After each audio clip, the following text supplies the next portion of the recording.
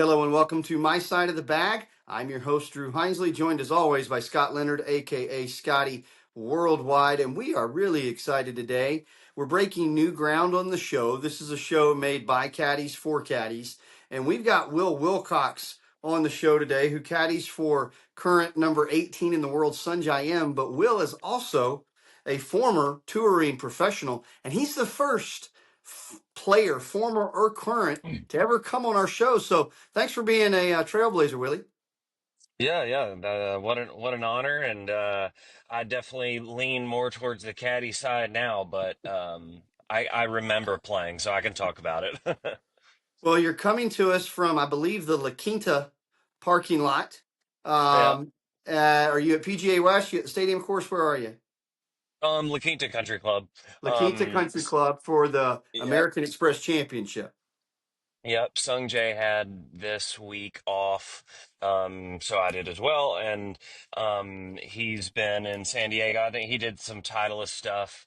And I was thinking I had one more day off, but he texted me yesterday and said, Willie La Quinta, 1 p.m. So I was like, I'm more, I love doing it. Caddying's my favorite thing to do, but I did think I had one more day.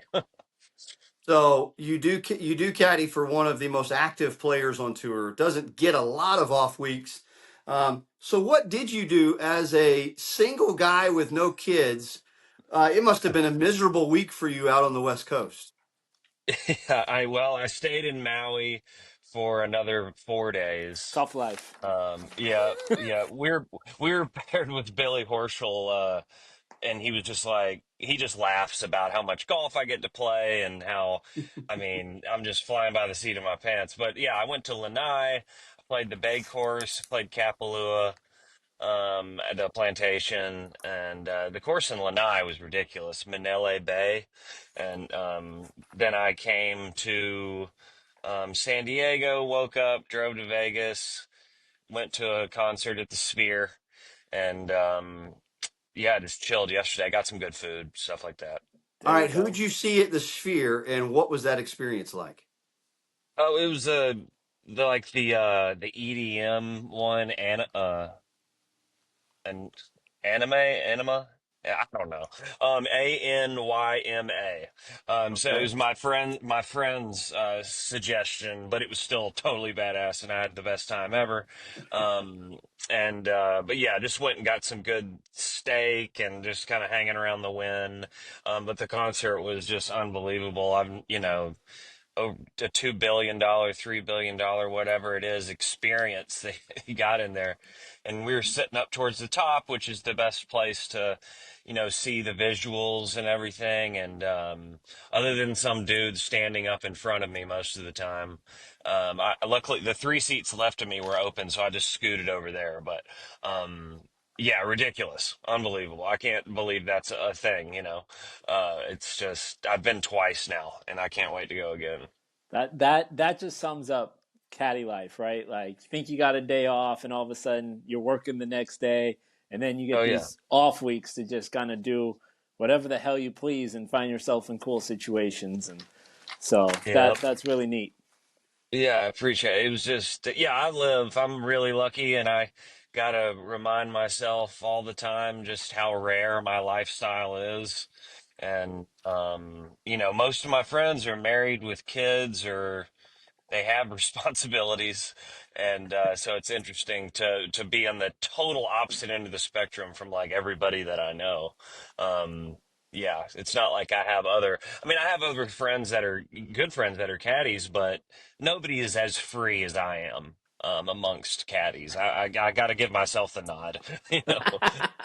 Well, just know that So all of us that do have homes and families that we yeah, have to come home and tend to on off weeks, we live yeah, vicariously through you and all your videos on X. So keep I posting. appreciate. It helps all of us get through the dark days in winter. Yeah, oh man, I know. Like if I had a relationship currently, I'd have to fly her out here Yeah. and all that stuff. If I had a house, I'd have to maintain the house. It would be so much more expensive. But no, it's a really fun existence. Yeah, if it makes you feel better, I've went to Target in the grocery store this morning, so that was the big prep. Nice. There's a lot, there's comfort in having like a home base and everything, but I mean, I'm 38. I don't really have anything tying me down, so I'm happy to just kind of roam around, and then maybe in my 40s at some point, start doing target runs and stuff. There you go. There you go. All right. Well, you're roaming around with the 18th ranked player in the world, Sungjae Im. Talk about how that all came to pass. How'd you hook up with him, Yeah. and how's it been going the last couple of years? Good. So I met him in 2018, and in his first event in the United States, I got paired with him. Basically, I tell people, and it's pretty true, the last time that I played well was with Sungjae at 19 years old. So I came in fourth. He finished first, second. I mean, and then my game just. I almost got my card his rookie year though in America. So I played really really well. My head got the size of a blimp. I thought I had it all figured out, and then I just went off the end. And then the pandemic happened, and that's what kind of made once if you're already going down an unsteady path, and then the pandemic hit. You know what I mean? Unless you were super dialed in, with your routine and being a professional athlete and stuff.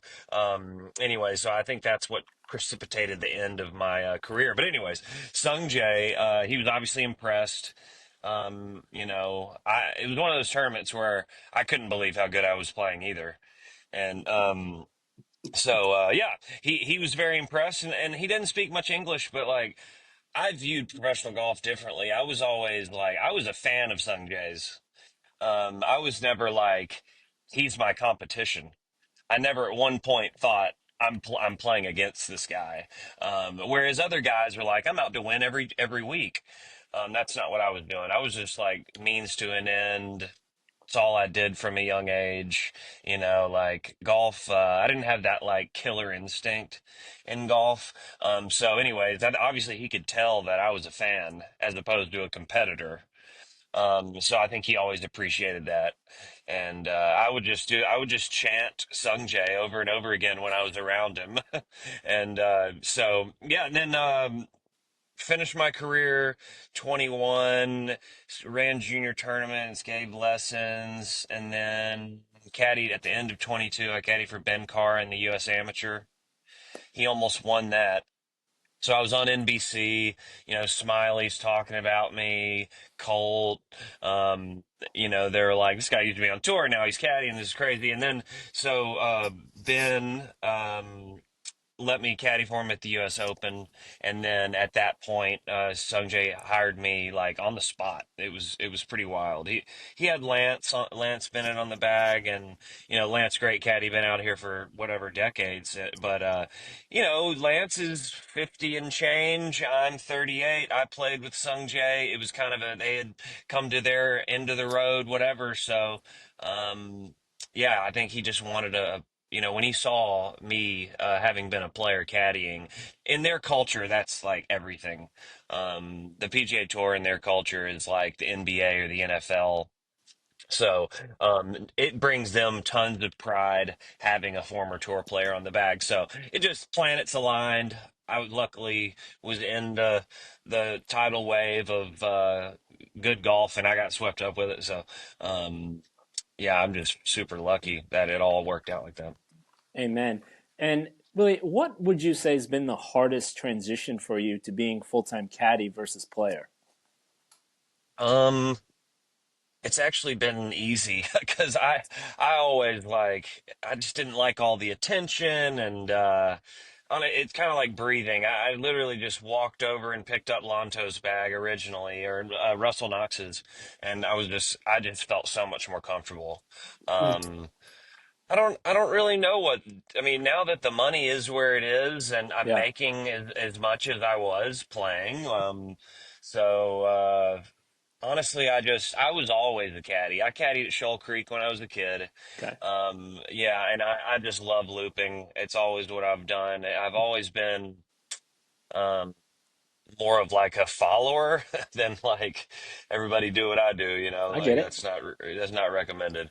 But I'm really good at taking shit.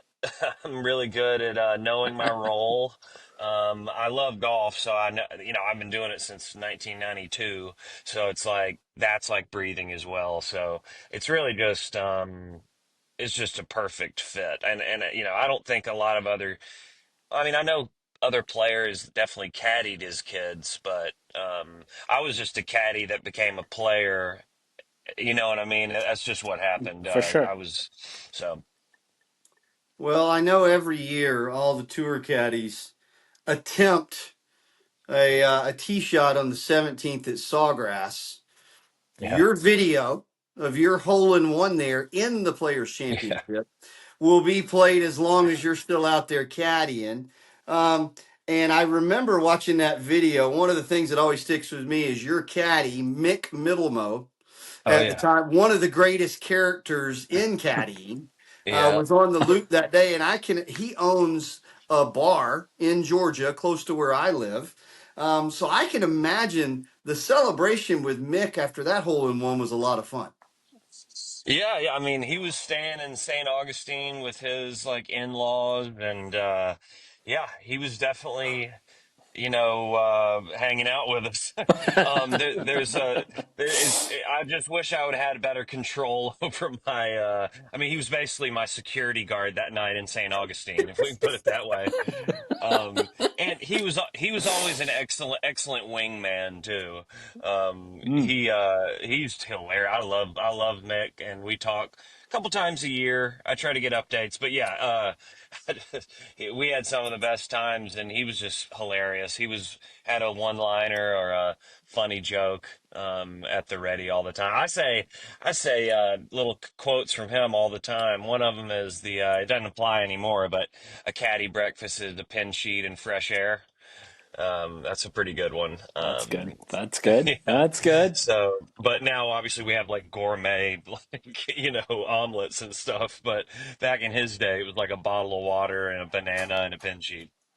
Well, I remember one day I was in a group with Mick and I was complaining about a pulled muscle in my traps. And he said, it's guys like you and Tiger that always end up on the Yeah. training table. Guys like me, Yeah. you can't pull fat. Yeah, yeah, that's right. He's a machine. But yeah, he was my best friend, that entire time caddying for me, and I always seemed to gravitate towards more of like a buddy that I mean he was a good looper too, but yeah, we were fast friends. So, how has having guys like that as your caddy maybe helped you do the job you're doing now? I mean, it's like I would say when you're around that kind of funny Australian type sarcastic person, he was able to turn it off pretty good. It's not like silly joking all the time. So I don't know. I would say he helped me, go. Just in between those ropes for those 6, 8 hours or whatever, you're a caddy, and almost try to be a little bit reserved in those moments. If somebody opens the door to like a long conversation, you just got to be super aware. And I was always impressed with his ability, and Bussy too. But Bussy, Adam Scott's caddy, he could turn it on and turn it off, and he was always very aware of his role at the time. But they're just the funniest dudes ever off the course. But they knew how to really get in the zone, and I was always impressed with his ability to just kind of be a chameleon and turn it on and off. Well, you talk about off the course being funny, and I have had a chance to get to know Sunjay a little bit away from all the cameras. I think the American public might have been a little surprised seeing him do the Gangnam style dance last year at the Yeah. President's Cup and just seeing him come out of his shell a little bit. Give us a couple of Yeah. good Sunjay stories that might surprise some listeners. I'd have to think. I mean, just his ability to, um, like, I wouldn't necessarily say like the President's Cup is, like him and Hideki or guys like that are more like focused and reserved. I just they're able to turn it on and be like a team player and stuff those weeks. But I don't know. Anytime he would like grab somebody's hat or the visor, turn it upside down and backwards, throw the sunglasses on upside down during like the lead up for Gangnam Style, and he'd get all the crowd going, and there'd be like a semicircle forming around him, and just his ability to just perform like that. Normally he's so like stone faced and focused, and um, he's freaking hilarious, and he's a good dancer for a big guy. Hey, Um, hey. yeah, he's got some moves. So he'll, at the President's Cup, whether in the team room or something, if Style started playing, he never dropped the ball on being entertaining for at least the first verse. But I mean, the story that I told about him on the on Smiley's podcast is pretty good. Um, I mean, I'm sure your listeners would like to hear it too. Um, so like the fifth or sixth week I'm looping for him, I'm still, nervous, and, I don't want to mess it up. And, I'd just come out of, I'd basically gone completely broke after, my professional career because I was living way above my means. But anyway, so now I got the bag with Sungjae. Life can't get any better. And then we're about to tee off, where it's 45 minutes before he's balling there, first round at the second event in the playoffs, BMW Olympia Fields 2023. And I look in the bag and his freaking gap wedge is gone. The 54-degree wedge is not there. And I mean, I never lost one of my clubs when I was playing, and I I just couldn't believe it. I look in the bag, there's only 13 clubs, and I. Luckily, I handled it really, really well. I didn't start pointing the fingers at other people, even though I don't. At this point, I know it wasn't me that lost it. Um, but so I dropped the bag. He had a friend there. I run to the clubhouse. I get a 54-degree wedge built up, put it to his spec, whatever. That it was an S300, or no, it was an S400 instead of an X1 though.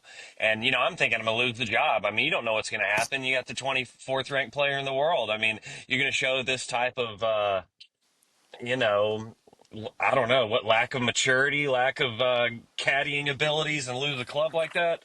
And but what he did was, he could tell, one, that I was just accepting the responsibility and like getting all upset, but I'm like freaking out, and he can see it on my face. And he just stopped me. He put his hand on my shoulder, and he's like, "Willie, calm down. Long course. I won't need a 54-degree wedge."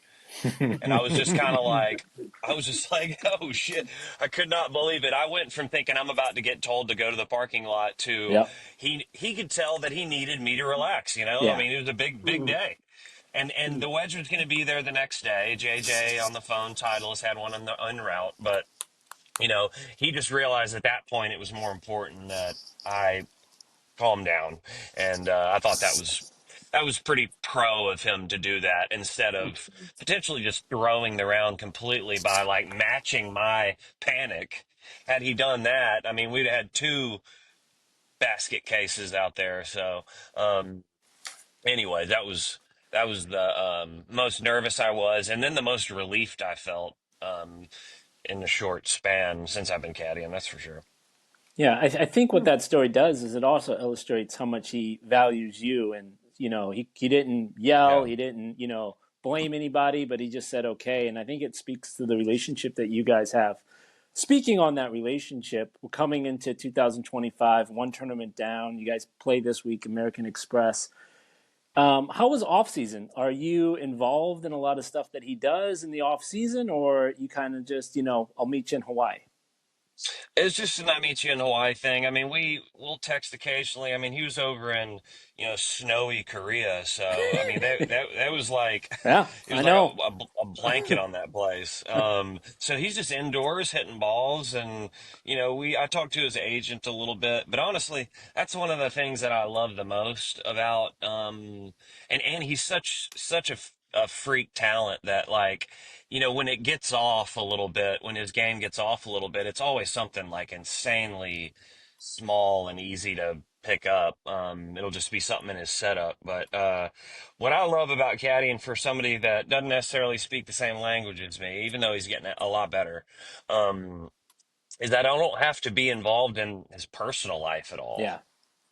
You know what I mean? Sometimes when you're caddying for a person that speaks English, Yep. yeah, yeah. So it's one of those things where it's just a relief to. I mean, I shook his hand at after the tour championship. That was it. You know, I mean, I knew I had the job, and that was all that matters. And he went and enjoyed his time in Korea. I met him in the President's Cup, and then met him a month later at Zozo, and then another month later at the one in Bahamas, and then the Hero. next one, the Hero, and then he's like, "See you in Maui." So it's friggin' Perfect. awesome. And it's incredible. I love it. I mean, not that I, one day. I mean, if I do end up caddying for a great American player, hey, that's freaking great. I would love to do that. But this experience is shockingly simple. Well, I caddied for Sungjae.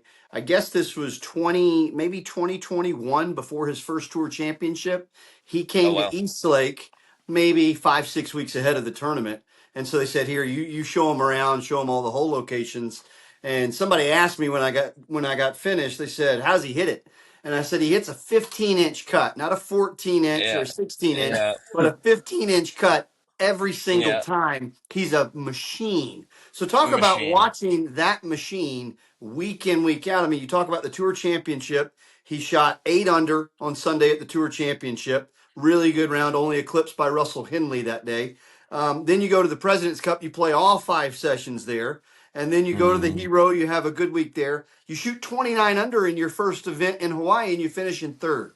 I mean, this Yeah, guy is the unstoppable machine. he really is. I mean, and it's been interesting working. I call it working with him now. I used to just say that I was lucky to be standing near him, but I do actually feel like I'm making it easier for him because he grew up in these ranges up in these mountainsides in Korea. So it's more about like how pretty the swing looked. And I mean, when the wind's blowing 20 out of the right, he'll aim left of the pin and think that he's going to cut it into that wind. And so I'll say that cut is still a 15-yard hook. Keep that in mind.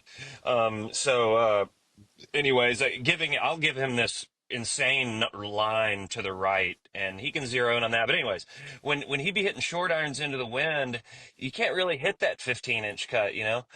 So I would tell him, especially if it's in out of the left with a short iron, and on an uphill slope, I'd be like, hit a 6-inch draw into this wind.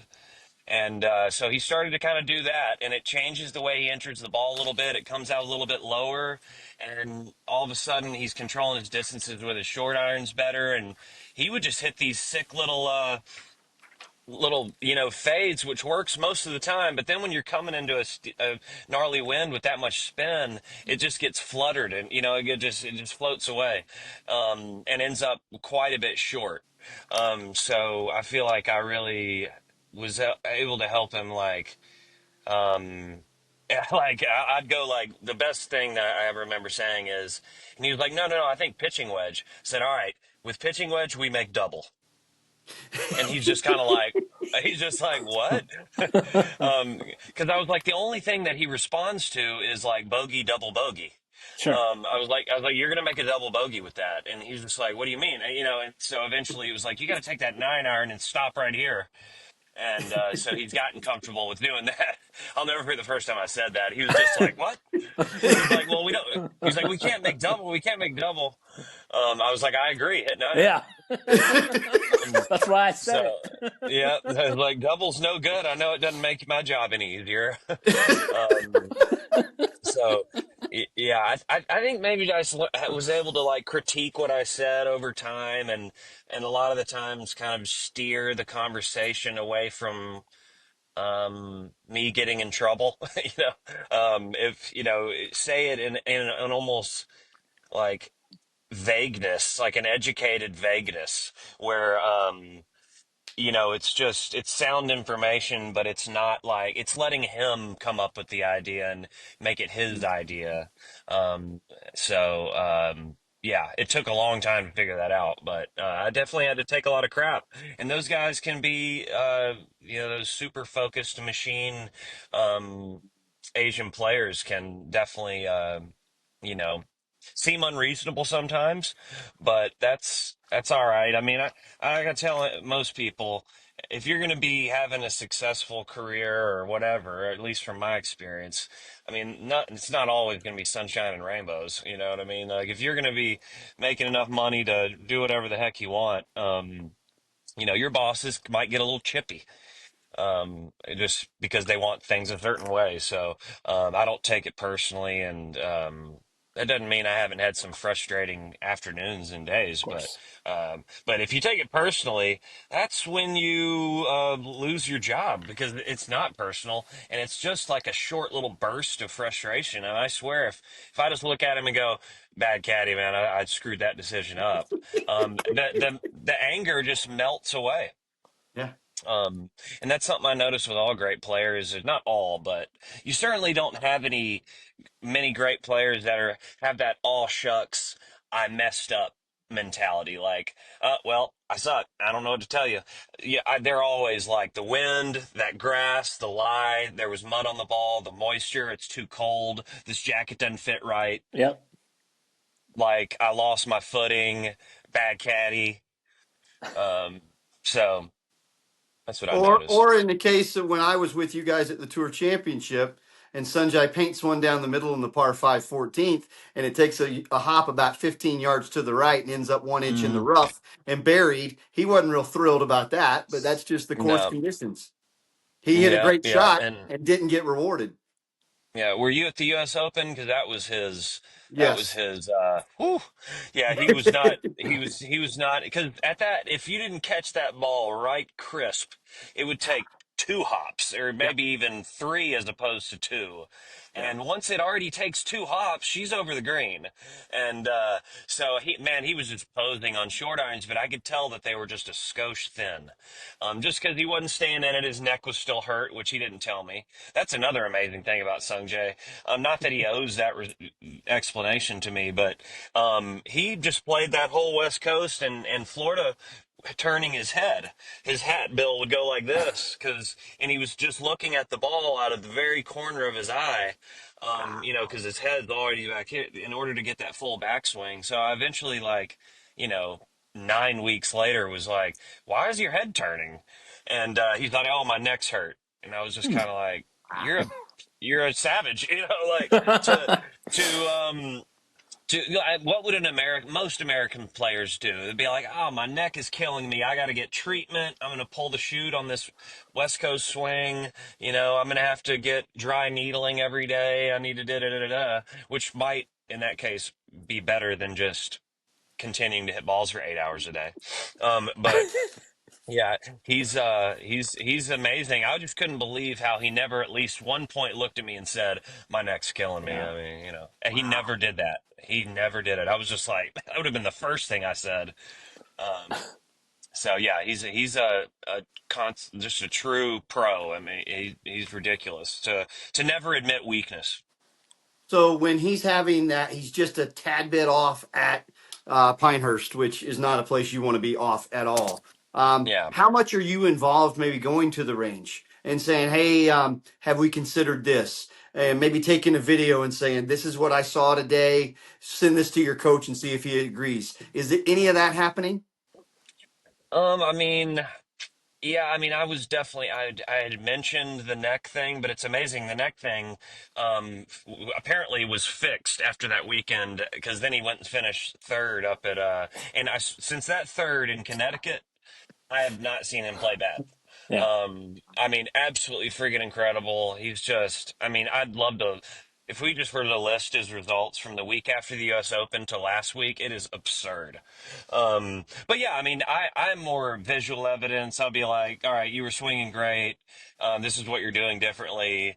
Yada, yada, yada." And especially on, it really just everything stems from the neck, because he moves his head back a little bit, but what that he leans into the target a little bit, and so then he's got to come out of the shot in order to not be stuck.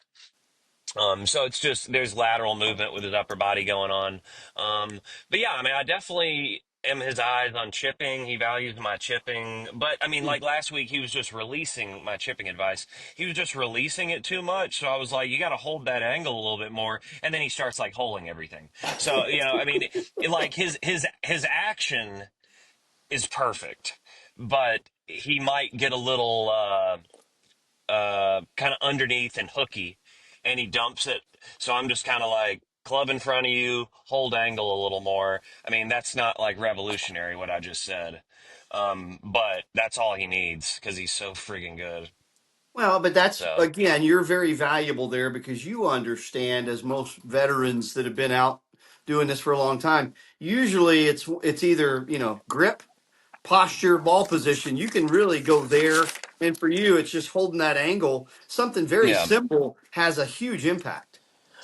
true. I mean, for those top players, I always thought I was good at helping people with talent, but if some like I can't like teach a new um person how to play golf, but like Ben Carr, I'll say little keys occasionally, and it'll really sink in just because I've been through all that crap too. I know, Right. you're doing this too much when you start chunking it, and I know when the head's going down and towards the target, you're losing your spine angle, and that causes you to be stuck and steep and spinny, and or overcompensate and hook it. So yeah, I guess I undervalue how much those little comments matter, but it's nice to get confirmation from people that know what they're talking about that they do. Yeah, and it sounds like you know exactly what he needs and the right time, which I think is all about caddying and why you're there and why you're such a valuable member to the team is the freedom to be able to say those little things. Yeah, and it definitely took a while, and I just basically had to keep my mouth shut when he was playing bad, and just had to say, you got winded, or it was interesting, like the noise that the ball would make off the club face, it almost like hurt your ears. He was thinning it so bad, Huh. but I had to just say, you're right, it was the wrong club. Be like, you're right, the caddy screwed up. Even though, I mean, because I definitely once was like, how did you hit that? Like it didn't sound solid. Yeah, yeah. Um, and so, anyways, a truck full of carts just pulled up behind me. But yeah, anyway, I don't know. I've got the best job ever now. Now that I've built up his trust, and I owe a lot to Manuel Villegas, because he Hmm. caddies for Siwoo. Well, on the West Coast last year when it had come to a head, and I was just kind of like, I can't believe how frustrated he is, with me and the situation and just everything. And he was like, "It's not personal, man. You got to Hmm. take it. You got to take this. It's part of it. And will always say, I made all the money that I'm making now then, um, because I didn't give up on him. And I Mm. think he just appreciates it so much that I didn't give up. Um, so yeah. All right. Well, we know you're getting ready to meet your boss, so we're going to let you go here. But before we let you go, we're going to play a quick nine with you. Nine questions. Just give us the first thing that pops in your head. Scotty, you want to go evens or odds? I'll kick it off and go first. Go ahead. All right, number one, Willie, your favorite place in golf? Favorite place in golf? North Barrack in the summer. Least favorite place in golf. Hole number two. Miami in the summer. Fair, fair. All Yeah. right. Well, number three, your fifth major. Um, I would say the fifth maybe the players. Okay. The best major. Um, I like. My first thought is to say British Open because it's like the oldest one, but I like the Masters. Okay. Win in a regular event by five or lose a major by one? Um, Regular event by 5. Yeah. Hole number six. Who do you not want to see, player or caddy, in a playoff?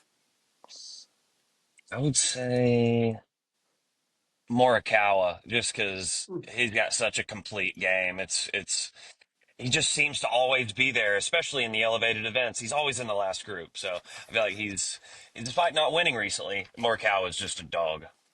Amen.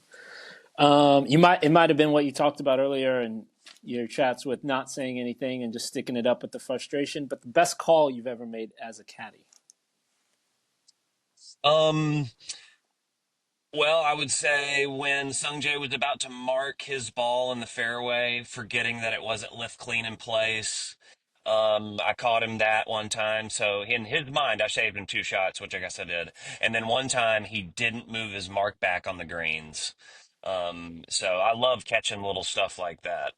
Um, because they really feel like he saved him two at that point. You absolutely did. All right. Now, on the flip side, the biggest mistake you've ever made. I mean, that one's pretty easy. The the club, the not having the gap wedge there. I mean, that's kind of 101. Yeah, only thing that would be worse is like getting a number off by like 20 when it really mattered. Okay.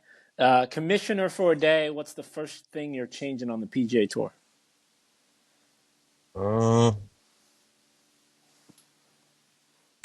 I would have to say somehow getting the live players back over because that's what everybody wants. Um, it's not it's so much more complicated than that. But I mean, every now and again when I watch them live, I'm just like, God, I want to see these guys playing together so badly. Just DeChambeau, what a character. I think Yeah. DJ would still be grinding, Yeah, I would have to say get all the best players. Yeah. All right. Well, that completes 9 holes. We'll ask you one extra hole question. Who's the next caddy that needs to come on my side of the bag? Mm, Let's see. Let's say. So Adam Scott's got two caddies, Bussy and Greg. Mm-hmm. Greg, the South African, Yep. I just think he's freaking hilarious. Or Bussy. But I know that Greg doesn't necessarily do like media stuff, so it might be hard. But God, he's awesome. Or what Billy Foster is that's the old English caddy, right? Yeah. Yeah. Yeah, one of those two, man. I mean, I watched that thing the other day where Billy was talking about caddying for Sevi, and I was like, oh my God, I could watch this like all day. So I think some of those old timers, not necessarily, you know what I mean, not Yeah. disrespectfully, but man, they got some stories. They've been doing it for 40 years. Well, sounds like you might be doing it for a little while as well with Oh yeah, Sungjae Im, the 18th ranked player in the world. Best of luck this week. Thanks for making time for us, Will. Scotty, any yeah, heck final yeah. thoughts for Will before we let him No, go? I know you got to go work, but thank you so much for making time for us. Your story is incredible. It's inspiring to so many people, and Thank you. you got so many fans rooting for you and your success out there. Scotty, I appreciate you saying so. It's always nice to reaffirm that. I don't know when you're just kind of rolling around in the world. I don't know what's going on. I don't pay attention to too much online other than just my silly things where I put sunglasses on animals. Um, but I appreciate you saying so. It's an honor, and thanks for having me on. Absolutely, Thanks, man. Will. Best of luck this week, and we'll be following very closely.